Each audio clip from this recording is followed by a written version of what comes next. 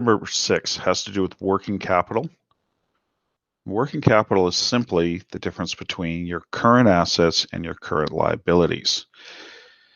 And as your company grows and sales increase, you will have typically increases to things like inventory to support that increase in sales and accounts receivable.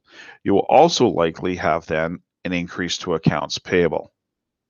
And it's very important that a company pay attention to their cash flows. Otherwise, as they grow, if their assets grow faster than their liabilities, which might seem a bit backwards, because you know that assets consume cash and liabilities are actually a source of cash. So the company needs to be careful on managing their growth, especially of current assets and of course capital assets too. And this is what a finance manager spends his or her day doing a lot of, paying attention to accounts receivable, paying attention to inventory. This is a very hands-on daily type of activity that they will do.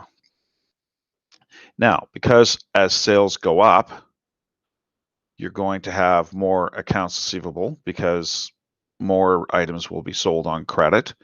And remember, if AR goes up, cash goes down.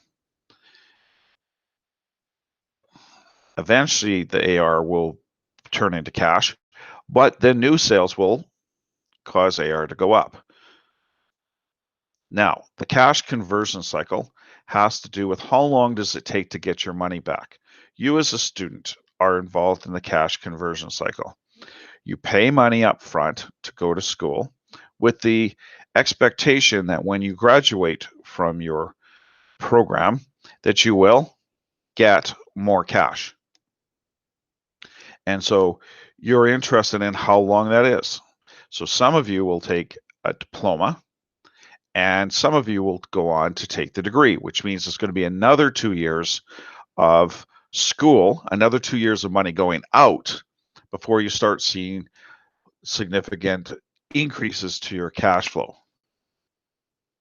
So the cash conversion cycle, you add the inventory holding period, which has to do with how long inventory is on the shelves, plus the average collection period, how long after you sell it does it take to get your cash, minus how long you're given to pay your bills.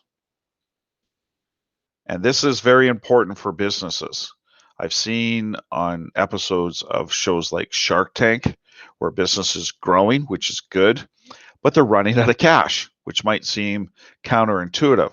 But remember, you have to buy inventory, so that absorbs your cash.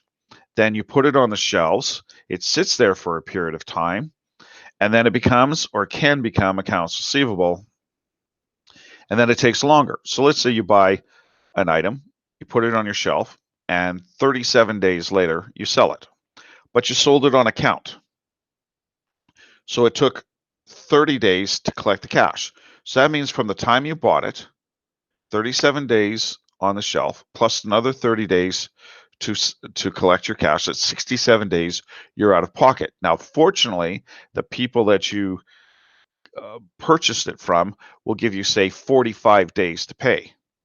So you take the 67 days minus the 45 days, and it means you're out of pocket for 22 days. And you as a student, you're talking about literally years. Your tuition from first term and all of the monies you spent in term one, it can be 4 years before you start seeing some cash come back into your pocket, which is a very long period of time, which is why some students decide to take the diploma, because it's a much shorter period of time. It's also less expensive, and you start getting your cash back sooner. Term structure of interest rates typically is upward sloping, which means that long-term interest rates normally are above short-term interest rates.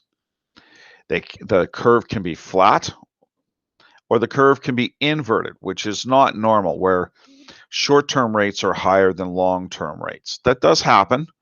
It hasn't happened for decades now, but there have been periods of time in the past where the short-term rate was higher than the long-term rate. And that's the end of chapter number 6.